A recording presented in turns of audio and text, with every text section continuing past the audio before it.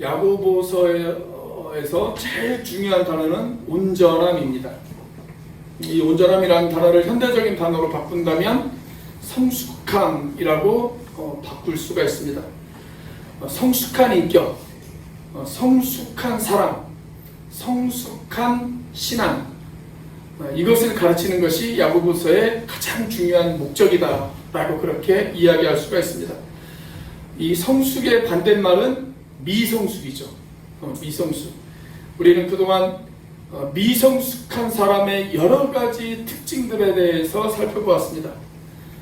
1장에서는 미성숙한 사람은 인내하지 못한다 라고 이야기를 하고 있고요.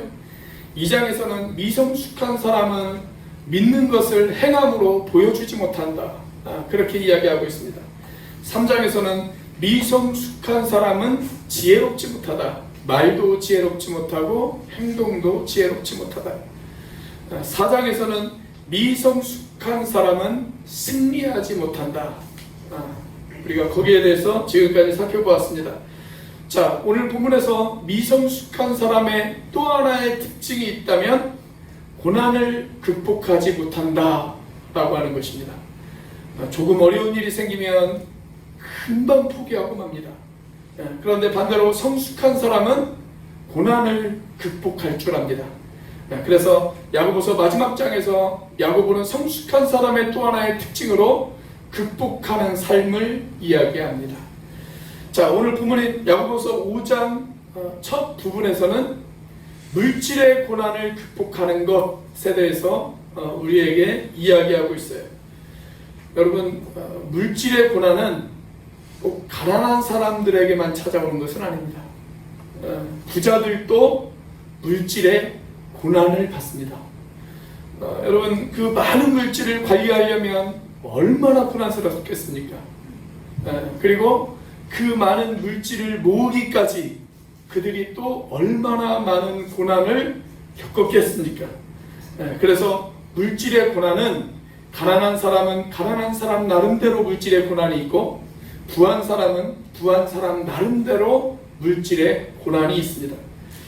여러분, 물질은 필요한 것이죠.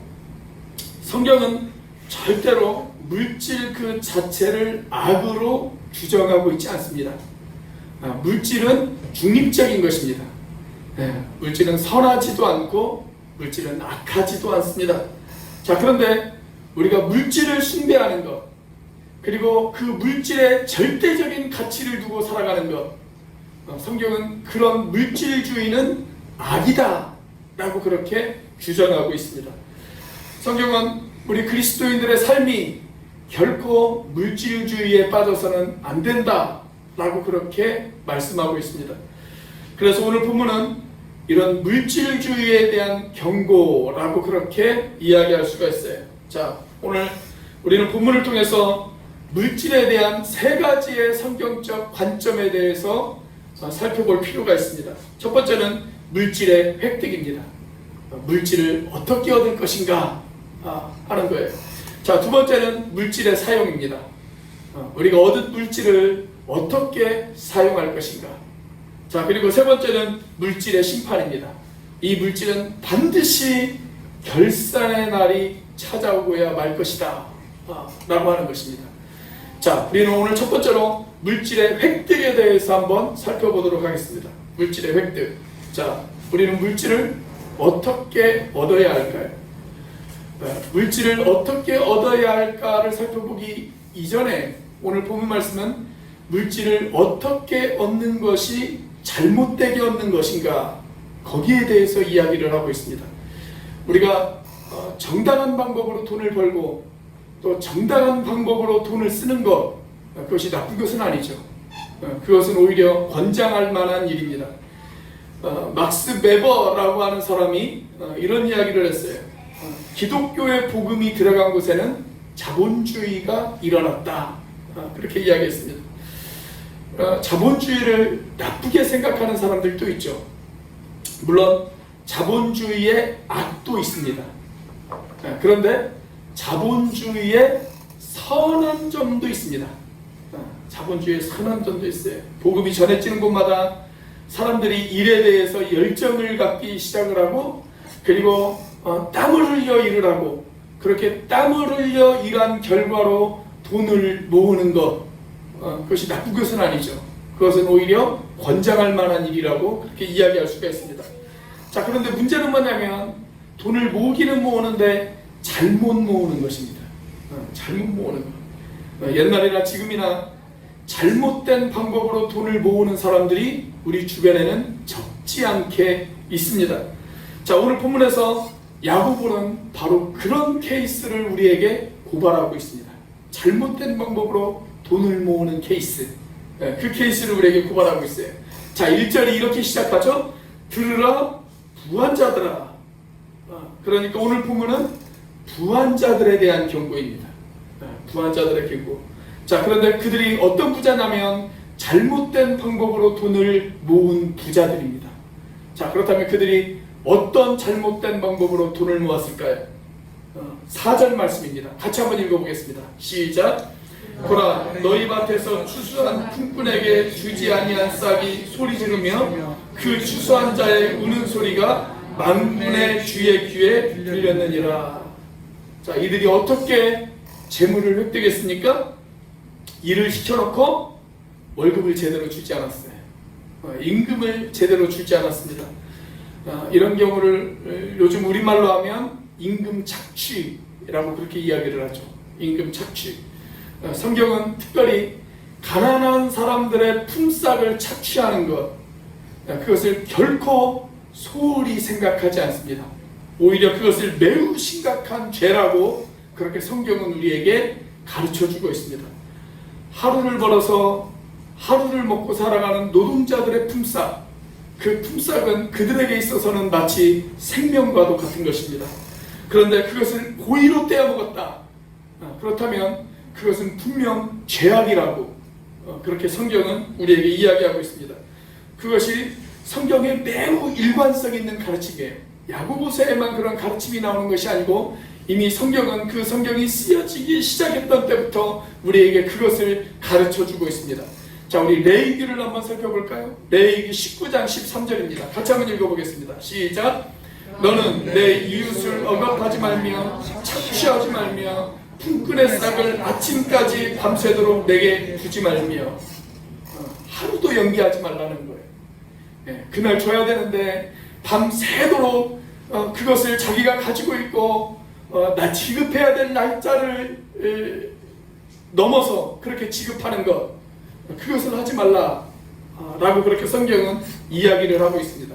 제 날짜의 품삯을 지급하라, 그렇게 이야기하고 있어요.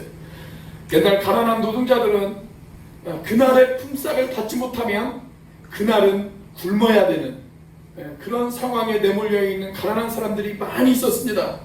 지금도 우리 주변에는 그러한 사람들이 적지 않게 있습니다. 그래서 그 옛날 벌써 우리가 임금 착취라고 하는 단어를 사용하기 이전부터 이미 성경은 그 개념에 대해서 우리에게 이야기를 하고 있고 그것을 금하고 있어요. 임금을 착취하지 말라라고 그렇게 성경은 우리에게 가르쳐주고 있어요. 자, 우리 하나만 더 찾아볼까요? 신명기 24장 14절과 15절입니다. 같이 한번 읽어보겠습니다. 시작. 공국하고 비난 품꾼은 너희 형제든지 내 땅 성문 안에 우거하는 객이든지 그를 학대하지 말며 그 품삯을 당일에 주고 해진 수까지 미루지 말라. 이는 그가 가난한 것 그 품삯을 간절히 바람이라. 그가 너를 여호와께 호소하지 않게 하라. 그렇지 않으면 그것이 내게 죄가 될 것임이라. 가난한 노동자들에게 있어서 품삯은 매우 소중한 것이었습니다. 그래서 그것을 하루도 미루지 말라고 성경은 저와 여러분들에게 가르쳐주고 있습니다. 만약 고의로 노동자의 품삯을 주지 않았다면, 그래서 그 노동자가 너무 억울해서 하나님, 우리 주인이 어찌 저에게 이럴 수가 있습니까? 라고 하나님 앞에 하소연한다면 하나님께서 그 소리를 들으시겠다는 것입니다. 그리고 그것은 죄악이라는 것입니다. 자, 물론 이런 내용은 고의로 임금을 주지 않는 그런 경우에 해당이 되어집니다. 임금을 주고 싶어도 또 이런 추석이 되어지면 보너스까지 넉넉하게 챙겨주고 싶어도 경제가 어렵고 자금이 돌지 않아서 그렇게 하지 못하는 그런 사업자들에게 한 말씀은 아니에요. 제가 과거 서울에 있을 때 외국인 근로자 사역을 했었거든요. 한 5년 정도 외국인 근로자 사역을 같이 교회에서 사역을 했는데 그런 악덕 고용주들을 상당히 많이 만났어요. 필리핀 사람들이나 베트남 사람들 이런 사람들 데려다가 일을 시켜놓고 아주 밤낮으로 일을 시키거든요. 그렇게 일을 시켜놓고 고의로 임금을 주지 않아요. 그래서 그 노동자들이 저에게 와서 하소연을 해요. 그러면 제가 가서 그 고용주들을 만납니다. 만나서 왜 임금을 주지 않느냐라고 그렇게 항의하면 오히려 반대로 그 사람 불법 체류자니까 내가 신고하겠다. 이렇게 협박을 합니다. 이런 잘못된 방법으로 모은 물질, 그것은 분명히 주님이 기뻐하실 수 없다라는 거예요. 그런 사람들 가운데 기독교인들도 있더라고요. 교회 다니는 사람들도 그런 사람들이 있어요. 하나님께서는 그 억울한 노동자들의 소리를 들으시겠다라는 것입니다. 그래서 이런 잘못된 방법이 아니라 우리가 하나님이 기뻐하시는 방법으로 물질을 모아야 된다라는 것입니다. 자, 오늘 본문은 한 걸음 더 나아가서 내가 돈을 어떻게 모을 것인가 여기에 끝나지 않고 이제 그 돈을 어떻게 사용할 것인가 여기에 대해서도 이야기하고 있습니다. 자, 여기에 대해서도 돈을 어떻게 사용하는 것이 잘못되게 사용하는 것이냐에 대해서 이야기를 하고 있어요. 자, 돈을 잘못 사용하는 방법 가운데 하나는 뭐냐면 그냥 쌓아두는 것입니다. 그냥 쌓아두는 것.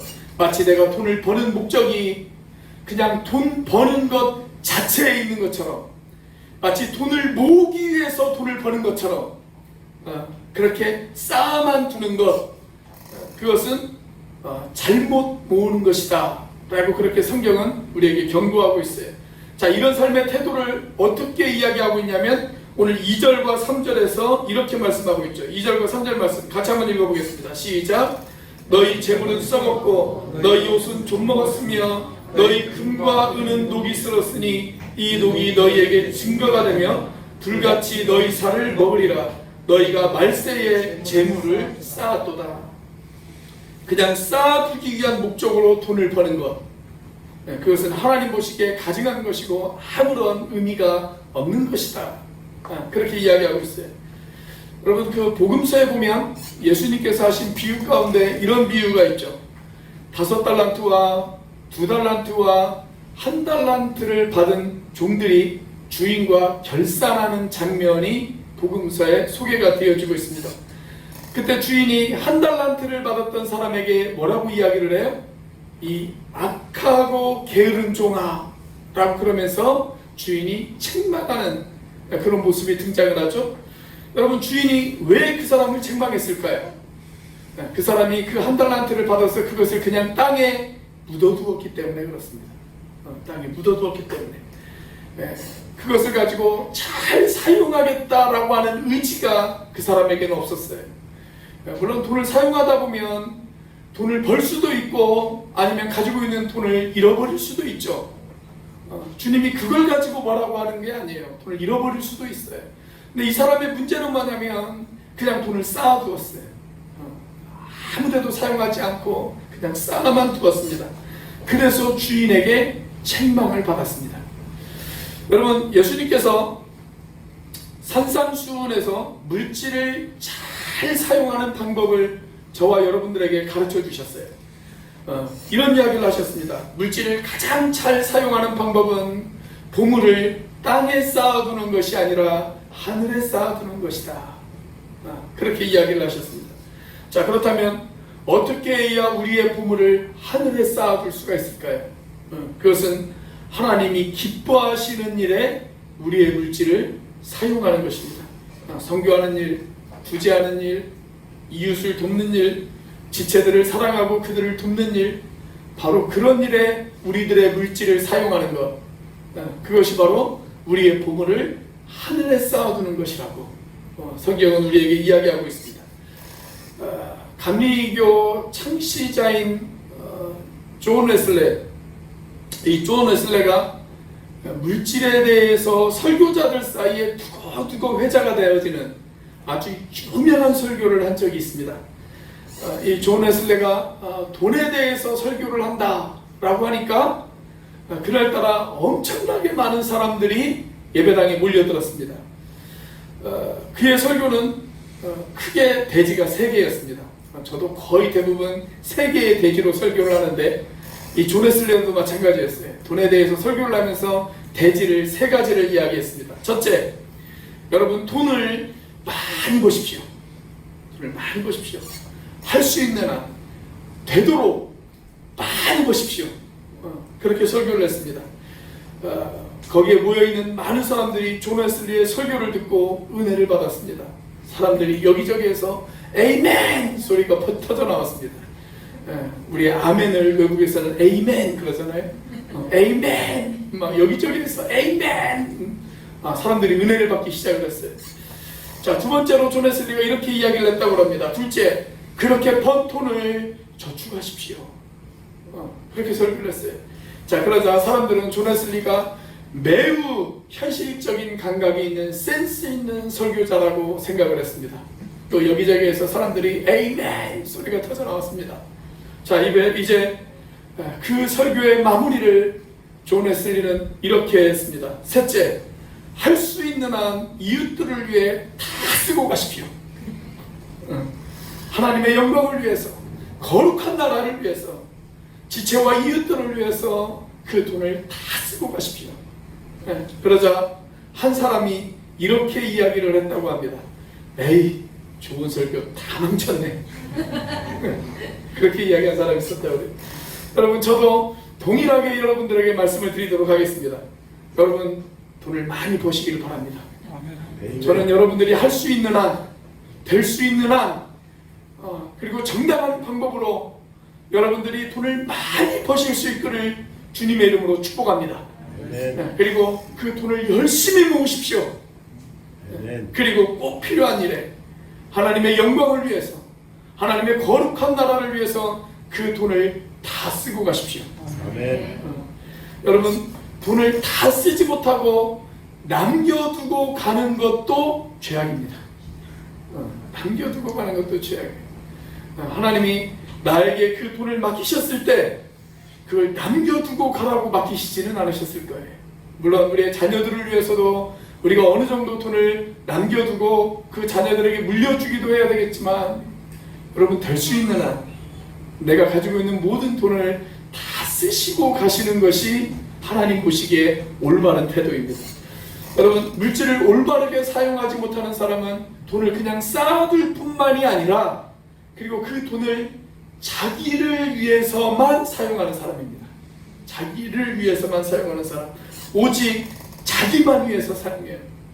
평생을 살면서 다른 사람들을 위해서 물질을 써보지도 못하고 평생 자기 자신만 위해서 물질을 쓰고 가는 사람, 여러분, 그것도 죄악이에요. 그것도 죄악입니다. 오늘 성경은 그런 사람에 대해서 어떻게 경고하고 있습니까? 5절 말씀입니다. 같이 한번 읽어보겠습니다. 시작. 너희가 땅에서 사치하고 방종하여 살육의 날에 너희 마음을 살찌게 하였도다.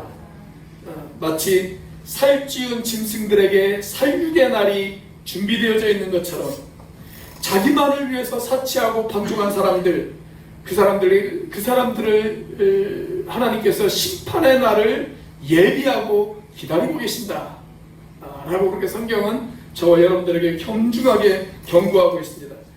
그래서 물질을 가장 잘못 사용하는 것, 그것은 자기 자신만을 위해서 물질을 사용하다가 가는 사람이에요. 물질을 가장 잘못되어지게 사용하는 것입니다. 그것이 물질주의고 그것이 물질을 섬기는 사람이에요. 자기만을 위해서 물질을 쓰는 사람, 그게 바로 물질주의예요. 물질을 섬기는 사람이 바로 그런 사람이라고 이야기할 수가 있습니다.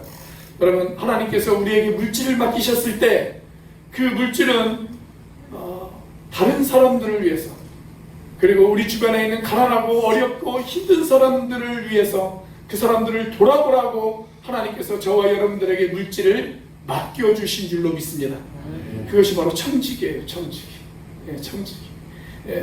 그래서 우리의 축복이 나에서 끝나는 것이 아니라 다른 사람들에게 그 물질의 축복이 흘러갈 수 있도록 하나님께서 저와 여러분들에게 물질을 맡겨놓으셨어요. 만약에 그렇게 살지 못한다, 그 사람들에게 반드시 하나님께서 심판의 날을 예비해 놓고 계신다. 자, 그래서 오늘 마지막으로 성경은 물질주의에 대한 심판을 우리에게 이야기하고 있습니다. 자, 오늘 본문을 우리가 자세히 읽어보면 본문의 전체적인 밑바탕 속에는 심판에 관련된 내용이 깔려 있어요. 자, 1절 말씀을 다시 한번 보겠습니다. 1절 말씀 같이 읽습니다. 시작. 들으라 부한자들아, 너희에게 이 말 고생으로 말미암아 울고 통곡하라. 여기 보면 부자들에게도 통곡의 날이 찾아올 것이다, 그렇게 이야기를 하고 있죠. 잘못된 방법으로 물질을 모으고, 그리고 그 물질을 잘못된 방법으로 사용하는 부자들, 그 부자들을 향해서 그 심판의 날이 찾아올 것이다, 그렇게 이야기하고 있어요. 그런데 그 심판이 먼 미래에만 있는 것은 아닙니다. 저는 그 심판이 우리가 살고 있는 지금 이 시대에도 얼마든지 그 심판이 찾아올 수 있다라고 믿는 사람입니다. 그렇게 찾아올 수 있는 심판 중에 하나는 뭐냐면, 그렇게 모은 재물이 결코 오래가지 못한다는 것입니다. 결코 오래가지 못해요. 여러분, 실제로 부자가 그 부를 3대에 걸쳐서 유지하는 일이 별로 없어요. 별로 없습니다. 소위 거부라고 일컬어지는 사람들도 그렇게 쌓아둔 부를 3대에 걸쳐서 유지할 수 있는 부자들이 그리 많지 않습니다. 대부분 보면 당대에 거의 다 끝이 납니다. 이건 아주 유명한 이야기인데요. 1923년 미국 시카고에 에드워드 비치라고 하는 호텔이 있습니다.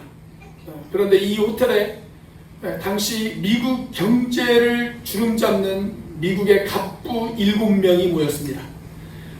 그 7명의 전 재산을 다 합치면 미국 정부의 1년 예산을 맞먹을 정도로 아주 큰 부자들이었습니다. 자, 이 부자들이 한 호텔에 다 모였어요. 그런데 이 부자들을 아주 유심 있게 관찰한 어떤 신문기자 한 사람이 있습니다. 이 신문기자가 그로부터 25년 후에 그 부자들이 과연 어떻게 되어졌을까를 추적해 보았습니다. 자, 25년 후 이 7명의 부자들은 어떻게 되어졌을까요? 첫 번째 사람은 강철회사의 사장이었던 찰스 슈업이라고 하는 사람이었습니다. 이 사람은 25년 후에 거지가 되어서 한 푼도 없게 되어졌습니다. 두 번째 사람은 밀농사로 거부가 되었던 아더 코튼이라고 하는 사람이었습니다. 그런데 모든 돈을 탕진하고 빈털터리가 된 채 외국에서 쓸쓸하게 그의 일생을 마감했습니다. 자, 세 번째 부자는 뉴욕 은행의 총재였던 리차드 이튼이라고 하는 사람이었습니다. 이 사람은 25년 후에 감옥에 가 있었습니다. 네 번째 부자는 재무부 장관을 역임했던 엘버트 홀이라고 하는 사람이었는데, 역시 추운 감옥에 갇혀서 자신의 죽음을 쓸쓸히 기다리고 있는 그런 사람이 되어져 있었습니다. 다섯 번째 부자, 세계 금융의 중심지라고 하는 월스트리트의 회장이었던 제스 리스모어라고 하는 사람이었는데, 이 사람은 25년 후에 자살하고 말았습니다. 여섯 번째 부자는 국제은행의 존재였던 레온 프레저라고 하는 사람인데, 이 사람 역시 자살로 자신의 인생을 마감했습니다. 자, 마지막 일곱 번째 거부였던 이바 크루에거라고 하는 사람은 부동산을 통해서 엄청난 재산을 모았던 사람이었습니다. 그런데 이 사람은 자살을 시도했다가 실패했습니다. 그리고 병원에서 쓸쓸히 인생을 마감하는 그런 인생이 되어졌습니다. 이것이 25년 후에 그들의 모습이었습니다. 여러분, 부는 결코 오래가지 못합니다. 부는 잠깐입니다. 그래서 성경은 우리들의 부가 한낱 안개와 같은 것이라고 그렇게 이야기하고 있지 않습니까? 설령 그 재산이 나의 평생을 지켜주었다 할지라도 그 돈이 내 자녀들에게도 좋은 영향을 끼칠 것이라고 하는 보장은 없습니다. 실제 부모가 모은 돈으로 흥청망청 사용하면서 인생을 망친 자식들에 관한 이야기를 우리는 간간히 뉴스를 통해서 얼마든지 들을 수 있지 않습니까? 또한 비록 내가 모은 돈으로 나는 평생 후사스럽게 살았다 할지라도 그 사람 역시 하나님의 심판대 앞에 서야 될 것이라는 사실을 우리가 기억하라는 것입니다. 그것을 기억하라.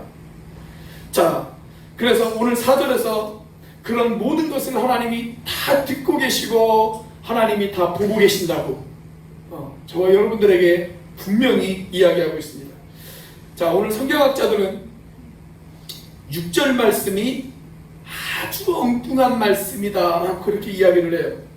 왜냐하면 갑자기 뜬금없는 이야기가 6절에 톡 튀어나오기 때문에 그렇습니다. 자, 6절 말씀 같이 한번 읽어보겠습니다. 시작. 너희는 의인을 정죄하고 죽였으나 그는 너희에게 대항하지 아니하였느니라. 1절에서 5절까지 말씀은 어느 정도 흘러가는 내용이 있는데 6절 말씀은 조금 자연스럽지 못해요. 왜 갑자기 이런 말씀이 끼어들었을까요? 당시 부자들이 가난한 사람들을 착취했을 때 가난한 누군가는 너무 억울했어요. 너무 억울해서 법정에 가서 고소를 합니다. 고발을 해요. 그때 부자들이 재판관들을 돈으로 매수합니다. 그래서 오히려 가난한 사람들에게 불리한 판결이 내려지고 심지어 그들을 죽이는 일도 있었어요. 완전 말 그대로 유전무죄, 무전유죄의 세상이 그 시대에도 있었습니다. 요즘만 그런 게 아니에요. 이미 옛날부터 무전유죄, 유전무죄의 세상이 옛날부터 있었습니다. 자, 이런 사례는 이미 우리가 살펴본 2장 6절에서도 한번 언급된 적이 있습니다. 자, 우리가 이미 살펴보았던 2장 6절 말씀을 다시 한번 읽어보겠습니다. 시작. 너희는 도리어 가난한 자를 업신여겼도다. 부자는 너희를 억압하며 법정으로 끌고 가지 아니하느냐. 이런 억울한 사례, 부자들에 의해서 억울한 죽임을 당한 사례들이 적지 않게 그 시대에도 있었어요. 자, 그러나 그들을 향해서 하나님이 경고하십니다. 아주 엄중하게 경고하십니다. 오늘 5절 말씀을 다시 한번 읽어보도록 하겠습니다. 시작. 너희가 땅에서 사치하고 방종하여 살육의 날에 너희 마음을 살찌게 하였도다. 심판의 날이 온다는 것을 기억해야 한다라는 것입니다. 그렇습니다, 여러분. 물질의 문제는 결코 단순한 문제가 아닙니다. 물질에 대한 깨끗한 결단이 있는 사람, 그 사람이 바로 성숙한 사람이에요. 하나님, 내가 물질에 대해서 깨끗하게 벌겠습니다. 하나님, 그리고 그렇게 번 돈을 가지고 하나님, 내가 하나님을 기뻐하시는 일에 사용하겠습니다 라고 결단할 줄 아는 사람, 그 사람이 바로 성숙한 사람이라고 성경은 저와 여러분들에게 이야기하고 있는 것입니다. 1907년 평양 대부흥이 일어난 지 올해로 딱 115년이 되어지는 해입니다. 초대교회 이후에 세계적으로 대부흥운동이 있을 때마다 사람들의 회개운동이 먼저 시작되어졌어요. 자기의 죄에 대한 회개를 시작했습니다. 그런데 그 회개운동 중에 가장 많이 회개한 내용이 뭐냐면 물질에 관한 회개입니다. 물질에 관한 회개. 평양 대부흥운동도 마찬가지입니다. 박용규 교수님이 쓴 평양 대부흥 이야기라고 하는 책에 보면 그 내용이 아주 상세하게 기록이 되어져 있습니다. 제가 다는 못 읽어드리고 중요한 부분 군데군데를 조금 편집해서 여러분들에게 일부분을 제가 한번 읽어드리도록 하겠습니다. 매일 저녁 1,500명이 참석하여 열린 집회는 시간이 갈수록 그 열기가 더해갔다. 특별히 집회 마지막 이틀인 1월 14일과 15일에 사도행전 이후 가장 강력한 성령의 역사라고 불리는 놀라운 일이 일어났다. 첫 번째 영적 각성의 징조가 나타난 것은 12일이었다. 12일 토요일 저녁 집회 때 몇 명의 남자들이 일어나 눈물을 흘리며 형제들을 미워한 죄를 고백하면서 분위기는 달아오르기 시작했다. 그날 저녁 집회는 처음부터 전날과는 전혀 분위기가 달랐다. 한 선교사가 기록한 대로 하나님은 그날 성령을 한국 교회에 어마어마하게 쏟아 부어주시기로 작정한 듯 보였다. 능력의 종 길선주 장로의 간증이 회개의 포문을 열었다. 길선주는 1년 전 세상을 떠난 자신의 사랑하는 친구가 죽기 전에 자기 대신 재산을 정리해달라는 부탁을 받고 이 일을 처리하다가 상당한 돈을 사취했다고 고백하였다. 이날 길선주 장로는 회중 앞에서 자신의 죄를 공개적으로 통회했다. 나는 아간과 같은 자입니다. 나 때문에 하나님께서 축복을 주실 수 없었습니다. 약 1년 전에 내 친구 중 한 사람이 임종시에 나를 자기 집으로 불러서 말하기를, 길장로, 나는 이제 곧 세상을 떠날 것 같으니 내 재산을 잘 정리해 주시오. 내 아내는 셈이 약하기 때문이요 라고 부탁을 했습니다. 나는 내가 잘 돌봐 드릴 테니 염려하지 말고 편히 눈을 감으라고 대답을 했습니다. 그러나 미망인의 재산을 관리하다가 미화 100달러 정도의 돈을 내가 사취했습니다. 그 당시 미화 100달러면 집을 사고도 남는 돈이었습니다. 내가 하나님의 일을 방해해온 장본인입니다. 내일 아침에 나는 그 돈을 다시 미망인에게 돌려드리겠습니다. 길선주의 예기치 않은 고백은 그곳에 모인 사람들의 상한 심령을 주님께로 향하기에 충분했다. 그런데 놀라운 것은 이날의 집회가 그것으로 끝나지 않았다는 거예요. 그냥 죄를 고백하는 것으로 끝나지 않고 그 다음날 실제로 그 죄를 청산하기 위한 사람들의 거룩한 변혁이 평양시내 전체에 퍼지기 시작했습니다. 그 부분을 다시 읽어드리도록 하겠습니다. 다음날 사람들은 거리에서 서로 죄를 고백하는 것을 볼 수가 있었다. 도둑맞은 물건들이 되돌아왔다. 오랫동안 고의로 갚지 않았던 빚들이 청산되었으며 부정한 방법으로 모은 물질들이 제자리를 찾아갔다. 선교사들이 수년 동안 해온 일보다 더 큰 일을 하나님은 반나절 동안에 완성하셨다. 평양시에 있는 모든 사람이 이 집 저 집 다니면서 기독교인들 뿐만 아니라 비기독교인들에게까지 개인적으로 그들이 상처를 준 것을 고백하는 모습, 훔친 재산이나 돈을 돌려주는 모습을 쉽게 찾아볼 수 있었다. 평양시 전체가 술렁거리기 시작했다. 한 기독교인이 부정직하게 모은 돈을 돌려주자 중국 상인이 깜짝 놀라 도대체 무슨 일이 벌어지고 있느냐고 물어보았다. 평양 인근에 2달도 안 돼서 2,000명 이상의 믿지 않는 죄인들이 회개하고 주님 앞으로 돌아왔다. 이것이 바로 평양 대부흥이 있던 때의 모습입니다. 이것이 바로 진정한 부흥입니다. 그리고 그 진정한 부흥은 물질을 잘못 관리하고 물질을 잘못 획득했던 사람들의 회개로부터 시작되어졌던 것을 우리는 결코 잊어서는 안 됩니다. 오늘 주님께서 다시 한번 이 땅에, 이 한국에, 이 제주 땅에 바로 우리 교회에 이런 부흥의 역사를 부어주시기를 저와 여러분들이 사모하는 저와 여러분들이 되시기를 주님의 이름으로 축원합니다. 기도하시겠습니다.